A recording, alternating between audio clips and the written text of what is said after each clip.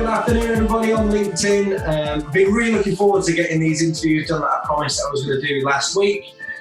We've got 6 great interviews with local business owners in Yorkshire that I believe I've seen from the outside perspective that have done really great things in these last 7 to 8 weeks.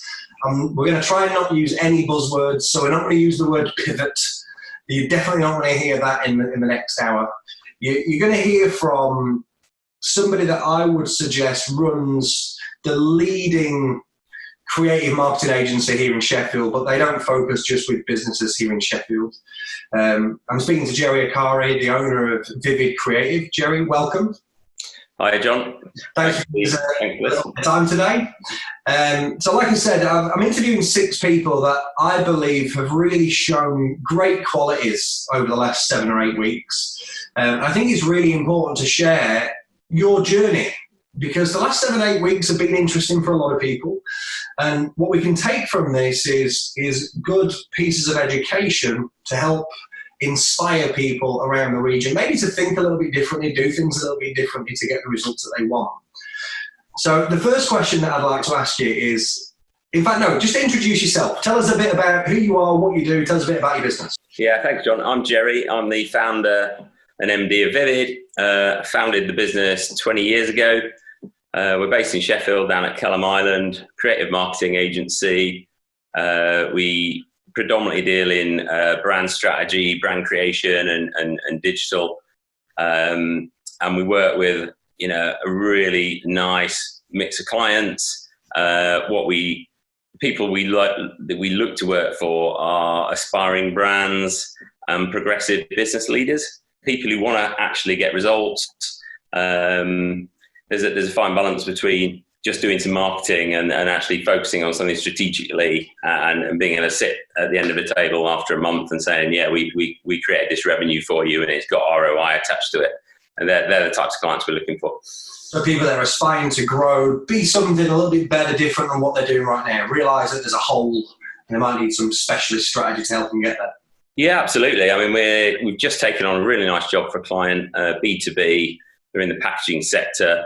Our brief is we've got to find them 30 new clients that are going to deliver them £1 million revenue per annum. Love that. So that's our task. That's what we do. Give us a challenge. We'll rise to it. We'll tell you what we need to do and we'll go and get it. So your business is really the coalface then, because majority you're B2B, so you're dealing directly with the businesses. So I bet you've seen some interesting things in the last 7 or 8 weeks. So first things first, at what point in time did you realise that there was going to be a problem? We all knew that there was going to be an issue with health, but at what point in time did you realise there was going to be an issue commercially for the UK? I think I was fairly early with it because I'm pretty on. I don't follow the news massively, but because I was, I do a lot of skiing and outdoor sports and travel. I could see immediately that my travel plans were getting affected. So I think it was Feb the 26th when I decided to do a little Arcari shop on the side to get some basics into the cellar, which I think was quite early. But you only had to have a look around the world and see what was going on to understand that it was coming our way, despite the fact that the media was saying, well, we're 2 weeks behind. And this thing was here probably in December and January, and it just hadn't been raised or discussed. And I think business leaders were very slow at adopting to it. I spoke to my friend the other day who works in aerospace, and he said he couldn't believe it. He was actually in Germany in, I think it was late February, and they were having a conversation about having a record year at that point. Yeah. With Rolls-Royce, and it's like, wow, look how that changed, how quickly from the end of Feb to now. You were definitely one of the early ones because I remember getting a message from you on a cold Tuesday morning, and I was sat outside. There was no rain, there was no frost, the birds were singing, and I got a message from you in regard to coronavirus. And I know what my response was, which was, "Are you joking?" ? I thought you were sending me a meme for a second. Yeah. But you were dead serious. So when I started talking to people, maybe around the 1st of March, people thought I'd gone mad. But you were even before me. So tell us how you adapted. So on the 26th, you knew that there was going to be an issue.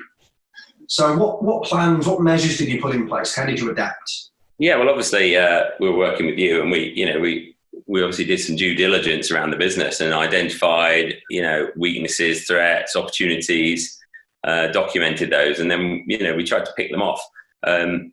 Being a bit of a socialite, I was clinging on for dear death to just stay, not shutting down. So I do admit we were quite late in shutting the office down. I did actually wait until the government said you need to shut down, but we needed that extra week we had was really critical.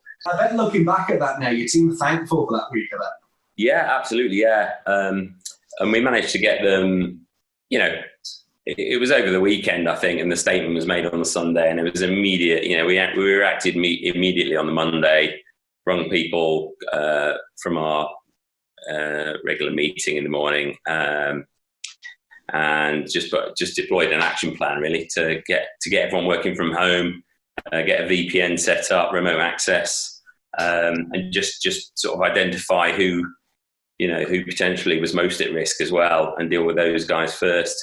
How has the team reacted to the changes that you've made? Obviously, you've gone from a hustle-bustle office where you've got 10 to 15 bodies in there every single day. There's a buzz, there's an energy, there's a great environment now. I know you're really big on culture at Vivid. So how was that first week like? Yeah, it's pretty desperate. It was really desperate. I was not having a fun time personally. I think some of the other staff were probably having a better time than I was. I think I've adjusted to it now. But I think the opposite's happened with some of the other staff who adjusted very quickly are now going a bit crazy, a bit stir crazy with it. We are a creative agency. We've got a strong culture, and our ops manager, Danny, mentioned, wow, thankfully we did that culture piece before this happened, because I think if we hadn't have refined that and sharpened it, I think that weaker culture could have affected that camaraderie and working ethic going forward over these 8 weeks, which has had to be rock solid despite the fact that we've all been apart. Yeah, it's been great to see that as well. I mean, it's easy for me because I've got this sort of helicopter viewpoint, but that culture piece to you, to the senior management team, to the management team in general, and everybody involved in the business was such an important task for everybody to get involved with. And you really got everybody to buy into that, didn't you? So just go a bit deeper in regards to that culture, because that's really important. Yeah, well, we had some culture in place, as everyone does. You have these values and work ethics, and we will do this and we'll do that. But actually, it's kind of, even that skin deep, it's quite dictatorial, and it's got to come from the staff. So, actually, I just bounced it back to them and said, right, you go and lock yourself in a room and decide what it is, because Vivid has always had my culture. And they know what that is. And it's mainly around the getting the results part. That's what Vivid's culture is. It's ROI. We want to celebrate off the back of client successes. So that's the bit that I wanted to forward. The rest of it was up to them. Love that. And they went away and they came up and came up with some great stuff that I'm really proud of, that I love. It's really, really good. And one of the key sort of pillars of it was collaboration as well. So the completely opposite, like lone working. So we've had to collaborate now, and we've had to collaborate using these new software platforms and et cetera, bringing the dinosaur along with it, which is me. Yeah, I bet all the people fine with the additions in IT. Yeah, that's about Gerry. Granddad typing, one finger typing. I'm a people person, face to face.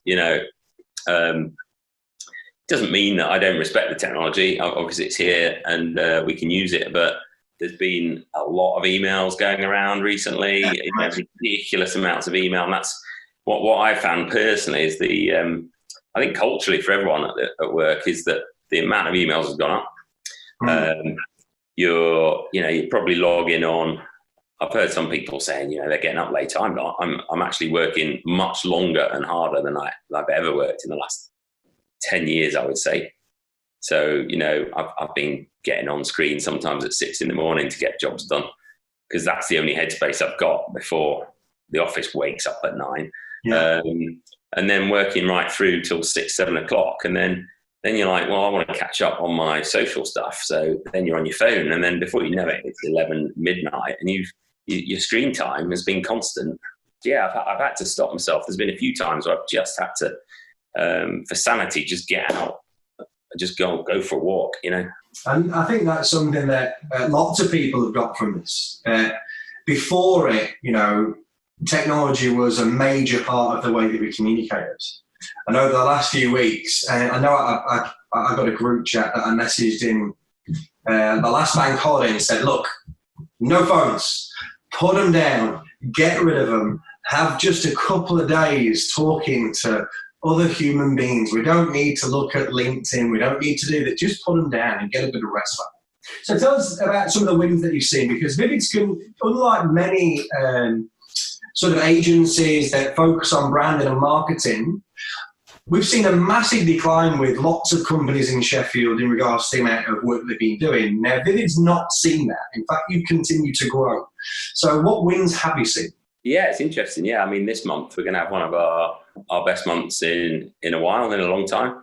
And I think it's, like I say, it's partly it's been realigning with those newer customers who, you know, we're still here. We haven't turned the taps off. But also we've been very vocal about the benefits of marketing during these times. And we've sent some examples out there. For instance, we've seen a B2B company work in hospitality, and, you know, essentially that's the taps are turned off there. All the competitors have gone away. So the cost per click in Google has dropped. The search market's contracted by about half, but then they've dominated that half. Absolutely. Their acquisition cost has dropped, the cost per lead's dropped, and they're spending half their budget, but they're still spending. On the flip side of that, we've got other customers who've just put the brakes on what I would call quite mediocre budgets, to be fair, and have lost probably, you know, thousands and thousands in potential revenue either now or in the future. And my biggest concern, and that's why I've dug as deep as we can to keep going, is that we've not furloughed anybody, which is great. I've kept everyone. I was going to say that's quite an important thing to get across here. So, of all the government handouts and bailouts, it would have been a really easy decision for you early on, especially when you said that you were having those tricky conversations with customers about putting the brakes on. That'd have been a really easy decision for you just to go, you know what, let's just furlough the 15 people, let's have a rest. And you've not furloughed anyone, right? So you've still got a full staff. In fact, you're also using freelancers as well because you're full. Yeah, we're really busy. So, yeah, I think the staff were quite, you can't, it's a really difficult decision, isn't it? It's a business owner's decision. It's a profit and loss thing. But I do see, it slightly annoys me when I speak to business owners and they go, well, I can't do this project or that because I furloughed my staff and I'm too busy and I can't capitalize on all the opportunities and la, la, la. I'm like, I can't believe you're saying that to me when all you need to do is unfurlough your staff and unlock and unleash your business. And I think I set my staff targets and I was really clear with them. I said, there's 3 ways we can get through this. Plan A, plan B. Plan A is we trade through it, but we've got to hit these targets. And I was clear with them. So we put some processes in and right, we hit these, everyone's happy. Because they're all worrying about it. Of course they were. What's going to happen if this, that and the other? And I'm saying it's not going to happen, But there is a B and a C. Didn't really need to divulge that with them, but they knew what they were. There were options for shorter working hours possibly, or there was a furlough system. I love that again, that one thing that you don't really praise yourself often enough, Gerry, but I think that's my job, giving you a bit of praise. So again, what's coming through there is just complete and utter leadership of saying, look, we've got 3 plans here. We've got plan A, plan B, plan C. Plan A is that we do this. And automatically, again, this culture thing from Vivid, just everybody jumping on it. Like, no, we're clear now. And again, something that I've seen from the periphery with lots of successful businesses that have not just traded through, but actually made some major improvements in what they do and how they do it in the last 7-8 weeks has been that collaboration, specific measurements in regards to this is what we need to do, and then getting everybody on board with that. So has there been some issues that you've had to overcome with anything like that? Have there been obstacles that you've had to work through? Yeah, there's been a lot. There's been, my own self-confidence, I guess, at times, just the tiredness as well. And this is something that's worried me, is that, there's a slight fear in me that we're working our socks off here and we're getting quite tired. And then there's that thought that other companies that, they're all out on holiday essentially. And are they going to come back fresh as daisies, rocking the horse? But,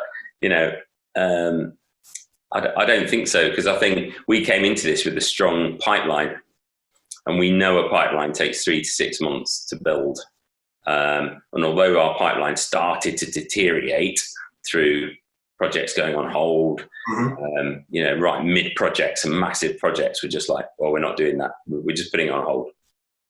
We don't know when. So you're thinking, right, so we've got to replace that. So having got through that and built that confidence and, got those sales, it's been a really good process for all of us to work smarter, review what we weren't doing right. I think I said to you, we should have been doing this for the last 5 10 years. It's really easy to get slightly comfy and sit on your hands and you just think, well, business is going to come, but no, the more you chase, the more you celebrate. So I think getting people engaged in that process took quite a while. There was a lot of breaking barriers down. So we started introducing those default diaries, times. We all turned into a sales machine, an hour a day, all of us calling clients, not salesy, but it was a sales hour, but it was just, how are you doing? Are you okay? Are you open? Who's around? So that's a really good point, though, Gerry, because like you've mentioned it a few times about lots of people being in paralysis. And I've seen, especially in marketing, if we look at your business, I know you're creative, but you're in marketing, right? So you help people win more business, whether you do that creatively, whether you do it through digital marketing. And what I saw in those industries was a lot of fear of, let's see what our customers do before we speak to them. And again, something else that's shining through, and I know you called it a sales hour, but that was literally an hour of picking up the phone and saying to your customers, how you doing? Dealing with the elephant in the room. Yeah, it wasn't a sales hour, really. It was I think I mistermed that, really. It was let's speak to our entire client base and check they're okay. And actually, get a barometer of where they are, get the market intelligence, what's happening with them. Avoiding the call is not the thing to do. Right, but ultimately it turned into a sales hour, because what happens when you pick up the phone and you speak to your customers and say, look, we're here. How are you doing? How can we help? You get that transfer of confidence, right? So we can trust this company. They're not just going to fill everybody and fall back. No, and I think, people were watching us, and I got quite a lot of personal messages on LinkedIn, actually, from people saying, I'm really impressed with what you're doing. It's great to see all this good news you're putting up. And, and it was a lot of hard work. So, it was exhausting. I'm glad that people appreciated it. Yeah. And actually, we found that some clients that were sort of inactive have started up again. They've seen, I'd like to think they've seen us leading in some ways. Obviously, I can't say that about the bigger clients we work with. But, on a peer-to-peer kind of relationship, they're business owners. We've got that relationship. I know it's tough for them. They know it's tough for me. And it's that we're in it together mentality, right? Yeah, we're in it together, and what can we do? Yeah, of course we want some work. Of course you want to you want more work. So is there anything we can do together to make that happen and make it affordable? So, we did some really clever packages. I think we did a boost package, which was basically a heavily focused 3-month marketing campaign that included like a health check on their website, email marketing, and things like that, all stitched up, all focused in 3 months, but then dripped out over 10 months payments. which was great. And, that just the process of doing all that works really well. Ultimately everyone wants something slightly different. So you end up, it isn't a one size fits all, as we know, because that's not what we do. But by sort of setting that seed about what you can do, and by setting the seed that you need to really accelerate what you're doing right now, and we still don't know what's happening in the future, but hopefully the seeds of change are there. But this thing's here to stay, to be honest with you. We've got to move through it, and all the signs are that in June, I already see it, my opticians are opening up in June. We've seen it on mainland Europe. Schools might be opening in June for certain years. Certainly I'm looking to open the office in June, and I put in some really good measures there to make it safe, and obviously talk to the staff about their welfare and their mental well-being, about the fact that they might be coming back to work, and because everyone's a little bit scared, aren't they? I completely get that, because what we've heard over the last, and look, there's no way in a month of Sundays that I'm going to tone down what the country's been through, health-wise and economically. There is a flip side to this as well, which is the welfare and health and well-being of the population, because we're all in paralysis at the minute. Lots and lots, even the strongest characters, the strongest people out there, living in fear a little bit. And I think it's going to take some really strong leaders to push through that in a safe and productive way. And I know, for one, the amount of measures that you've put into place to create a safe working environment for your people, to give them that release, because as a team of creatives, there's nothing more important than being around other creatives. So sitting behind that computer screen for 10 hours a day, it must be torture. So I know that all the lengths that you've gone through to make sure that when you do reopen, you reopen in a safe place where your people can come in and carry on producing, but in a much better fashion with the people that they love to work with. Now, Gerry, I know that there's going to be a lot of stuff that you're going to want to get rid of. So 2 really quick questions. Right. What adjustments have you made that you're going to keep doing? And what's the one thing that you cannot wait to start doing? That default diary is a really good thing. It's like the most, powerful, valuable thing in the world. So, just the productivity you get from it, the focus.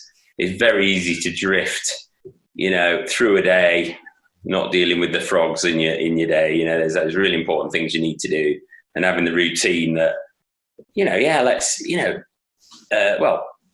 staff are really important, listen to them, but the customers are, are super important. And, we just need to take time out of the technology and the emails and just stand up and just have a chat with people and stuff like that. So that, that's the biggest thing for me, is that change in routine. And I do not want to lose that going forward. So you're going to keep the change in routine. And what's the one thing?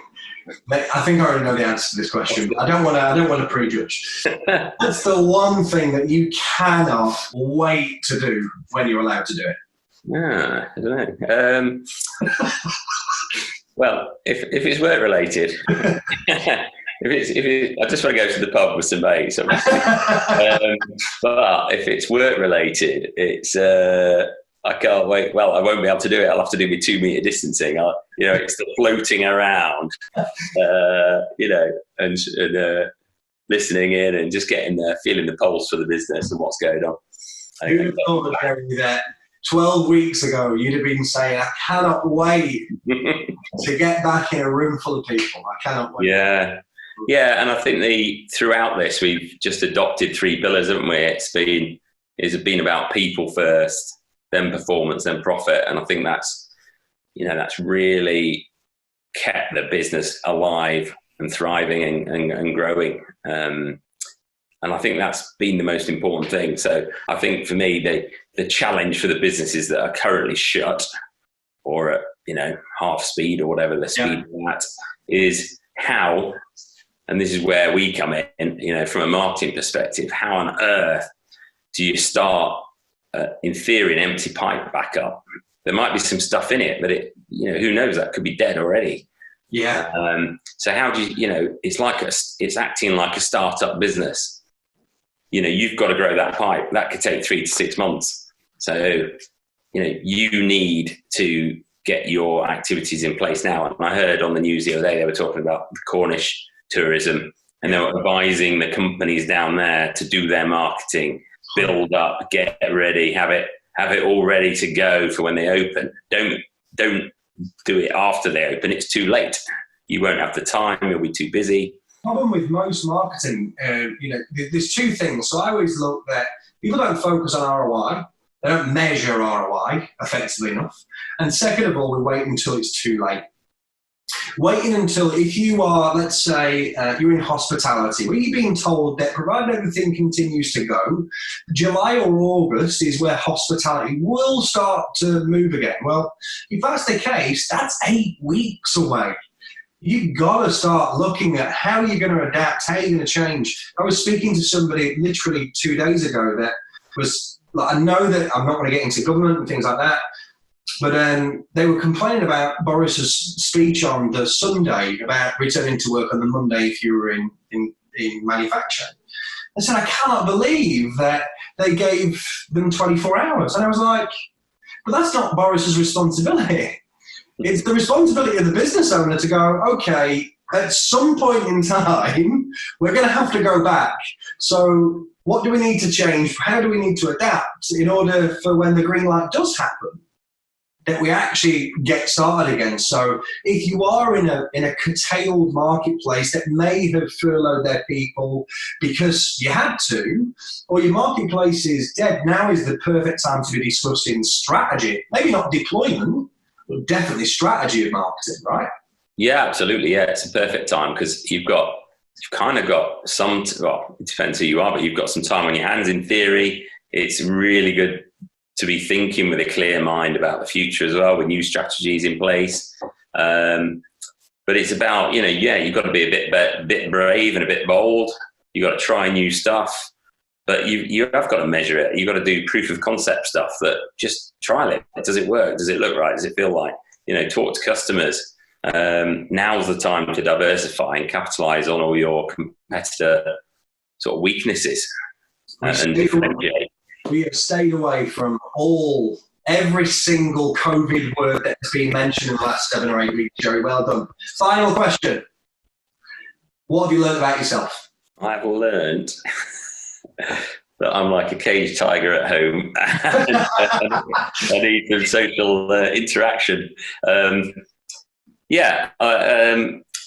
It's quite interesting actually, because I've never always had myself down as a team player, and I don't think some people see me as that, but actually the most important thing to me is that the team works, and the team, teams work. It's not about me. It's not about individuals. It can't be about that. We've all got to perform equally well, and then my business will perform. So yeah, looking after people. And I love that's really come across, those 3 pillars. And again, you shared so much, and sometimes it's because you know what you're talking about with those 3 pillars. It was people, performance, and then profit. So What you mean by that is take care of your people first. That's the most important thing, is taking care of your people. Managing their performance to make sure that your people are performing. And the profit will ultimately take care of itself. I love that philosophy. Absolutely love it. Gerry, thank you ever so much for spending a bit of time with us. It's been really great to see the adaptations, the changes, the movement, the momentum, everything that Vivid's about. That culture keeping on striving through, that leadership from you in the last 7 or 8 weeks. I know you've continued to grow and evolve in that 7 or 8 weeks, but the future is only bright, as you say, brands burn brighter with Vivid. So thank you very much for spending some time and sharing your wisdom with everybody that's going to be watching this. Thanks, Gerry. Yeah, thanks, John. Brilliant. Good luck, everyone.